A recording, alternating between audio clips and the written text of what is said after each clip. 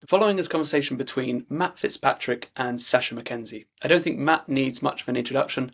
Sasho, if you don't know of him, is one of the world's leading golf biomechanists from Canada.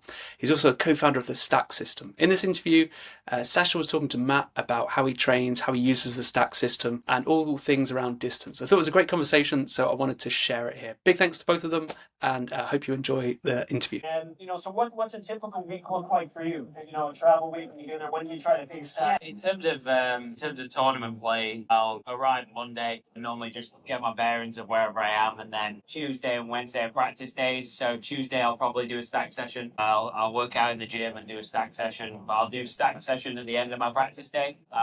Then depending on my tee times, if I've got early Thursday or Friday, I'll normally do stack after the early day, and then I'll try and get one in over the weekend as well, depending on tee times really. If I'm playing really well, I'll probably not have time to fit it in if you're having a late finish, but for the most part, I'll try and finish in the afternoon. I'll do one post round. Yeah, and so, did you notice personally, even though you might be a little bit tired from walking, or maybe you're hungry, that it's still worth it to try and get that session in? I think one thing I noticed when I do the stack sessions is, and it's something we've looked at in the data we've collected over time as well, is just for me personally, I'm quite loose, and I feel like the stack or a lifting session kind of stiffens me up, and I think that's better. I feel like I've got more control. I'm not stiff as in can't move, I just have a better range of motion. I'm not kind of over swinging too long or like out of position. It's just, I feel like the stack gives me that tension.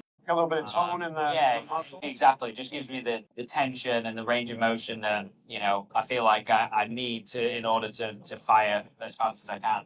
Yeah, and you tend to have, you use overspeed and overload, you kind of follow the programming to a T, but you definitely have an affinity towards the heavier stack weights. I even sent you some baseball weights that you had on there. Yeah. Just talk a bit about how you feel that translates to what the driver feels like. Like, what, when you feel like you haven't been stacking versus when you're stacking, what those drivers feel like. Yeah, I mean, in particular in 2022, when I was swinging at my best, the driver felt so light. Obviously, because of the overweight, it's so heavy, and you're moving it as fast as you can. You pick up the driver, and it feels like it's a toothpick. You can feel like you're moving way faster.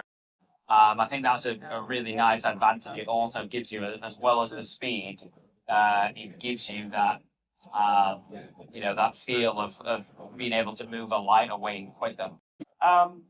So now, thinking about the weeks coming up, I think it's important for people to understand we're coming out of what you call the preseason, right? But there's no plan on really pulling back on the stack, right? It's just and what I think most people need to get their heads around is we mostly discuss, well, where are we taking breaks from stacking? Yeah. Not when are we going to stack? Yeah, 100% is the stuff that we discussed as a team at the end of last year was the stack, like I said, gives me that ability to swing it quicker, but also make any technical changes as well at speed. I think that's something that we talked about, things that I was working on in my swing. I could do it whilst doing the stack. There's obviously no impact, which is huge, and you're getting in a lot of reps at the same time. So over the years, we've done a bunch of different things. I've had like a plane thing and swung it with a plane thing. I've had bands around my knees. I've done all sorts with the stack, and I feel like that's the nice thing about it. It gives you that versatility to do it in season, out of season, however you want to use it, really. Well, I think since we have so many people here, you can take a few questions from. If anybody has a question, do we have a mic that can? Or if you want to yell it, maybe step closer. If you have a question, raise your hand. Go really loud. No questions. How long did it take you to reach what is now your peak speed? Where'd you start? Don't ask me that. That's real. No. The question was, how long did it take you to reach your peak speed? Maybe a little history of that. I think it's varied over time. When did you give me this? 21 that you're 21. And so I think end of 21 was probably when I just started with the stack and probably doing it probably more consistently in that off season that I had. And I felt like, in a way, I kind of was building up to the speed. It probably took, if I look back at my data, it was probably like May time that I started to kind of hit my peak, and then June, July, I was very fast, and then it was probably August where I actually was my fastest with the driver in hand. With the stack, I couldn't tell you exactly, but I think it's one of those for me. It took me a little bit to just get used to the speed of moving the driver as fast as the stack. So even though I was training hard from like December probably through till April, it didn't really show full signs until May and June. It took a little bit of time, but I think it's I got back on it pretty quickly over the off season here. I would say I've got back up to speed I'll probably say from December to yeah, just the month of December. I'm like as fast as I've been. Yeah, had his fastest speed ever at the Sony. So we try, you can track it over the years, and his average club at speed in terminal play at the Sony was 121.3. Yeah, which is. And what's nice about the training is that we can tell, like, it can be disconcerting if you're on the range and the last time you were hitting balls, you could see, 180 ball speed, 121. And today you're looking down and you're like, 116 driver, 115 driver. You're like, okay, what's going on? Yeah. But you can look at the stack training and you can say, right, with the 195 gram, my last set was average 110 miles an hour. So the speed's still there. it hasn't gone anywhere. Could be cold, like, some cold. Yeah, 100%. We spoke about that in the off season as well. Obviously, it's freezing out there today, but in December it was pretty cold as well. And I went from one day at 119 to the next day at 114, and I was like, "Where's it gone overnight?" We spoke, me and Sasho and my coach Mike, and weather has a big part. Warm ups have a big part. How many layers of clothing you got has a big part. I stopped panicking after I knew that. Yeah, and then everything was great in Hawaii. But there's a few breaks from. Yeah, it varies. Again, it varies. I think a lot of the time it tends to be natural breaks. If I played 3 weeks in a row, I might have probably an extra 4 or 5 days off stack, as well as 2-3 days off golf. End of the season as well. Maybe have like a prolonged period, 1 or 2 weeks, just to have some downtime and not play the golf. Stack won't come into it. But for the most part, like Sasha says, it's trying to maintain it throughout the whole year because we both still feel there's little bits to gain still. I could still gain by doing it. I always equate this to going to the gym. It's about having that consistency more than just doing 10 sessions and hoping it's just going to click. It's better to be doing little and often than just having a short period of time doing it. What's been great, I think we're probably 4 years. Yeah. Chipping away at things. At least. Yeah. And I'm a scientist at heart, and Matt's got a team, and lots of people have input. Obviously Matt leads the way, but there have been times where, okay, we moved away from stacking, and I'm fine with that because it's about, I'm here to help him shoot lower scores, right? So most of my, input is around speed training, but I've contributed some other ways. So hey, if early on it was like, well, maybe it's throwing off timing with the approach play. Maybe, and so, hey, can I pull back from the stack? Maybe my strokes gained off the tee stays around, 0.7, 0.8. But if I can get my approach strokes gained up, then maybe that's a better balance. Maybe I shouldn't be stacking, through the early part of the season. So we stopped stacking, and then that's a good little case study. And it was like, short-lived case study. Yeah, exactly. Yeah, it's all good stuff. And obviously, I'm very analytical, so we looked at everything and what we feel works best for me, and we feel like we've got a really good balance at the minute, and that's making sure I'm consistent with the training. Yeah. Awesome. Oh, perfect. So the question was, over the 4 years, driver speed's gone up. You've got a lot more speed potential. What about irons? Maybe in terms of fitting, or, other. Yeah, that's a great question. I've never actually looked at my speeds. I mean, I've looked at my speeds, but I couldn't tell you what it was in 2020 versus now. But my yardages have stayed the same, I would say, but that might be, I don't really know. I probably should look into that a little bit more. But I think, again, spending time with Sasha when he's come to see me, we spoke a lot about irons as well. I don't want to take words out of your mouth, but I think he's often said that I'm pretty maxed out when it comes to speed with the irons. I do a good job of doing it pretty efficiently in terms of speed with the irons. It was mainly the driver that we felt we could make a bigger impact on. So I don't think it's varied. I always felt like I was pretty long with my irons, probably because I de-loft a lot, or did. So I don't think it's changed too much. I think and I'm glad it hasn't. But I think a good way to think of this is certainly he's got more speed potential. And I would say that most tour players would love to have a smooth pitching wedge in their hand versus a 5-iron. Correct. In terms of Yeah. repeatability.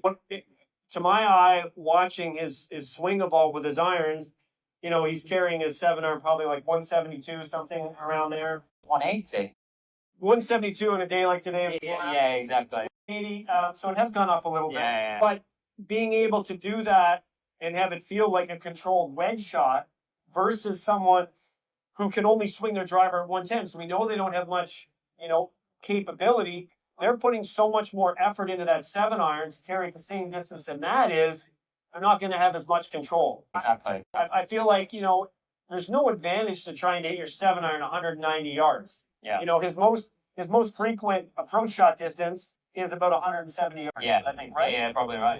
Yeah. So a ton at 170 and in, and maybe some a little bit higher, being super controlled in terms of distance, those ranges is way more important than being able to hit a further number. Yeah. He's got plenty of spin with his 7-iron. You don't necessarily want to see that increase in club speed with the driver transfer through the bag in terms of what you see in the course, but in terms of your directional accuracy, hopefully improves because you've got you're swinging at a lower percentage of effort. That makes sense. You have one more question? I think one there. Yeah, do you have time for one more? Yeah. Perfect. The question was, just so everybody can hear it, was, do you have a ball speed or club head speed that you're trying to get to? That's the first question, then I'll ask the second. Yeah, I would say just as fast as possible. Yeah, just keep going as fast as possible. I don't, for me personally, I don't think there's kind of a limit I would want to put on it. I think Sasha will probably have the data. I'm sure there's probably a number where you might, even though it's really fast, you probably lose a little bit of control, but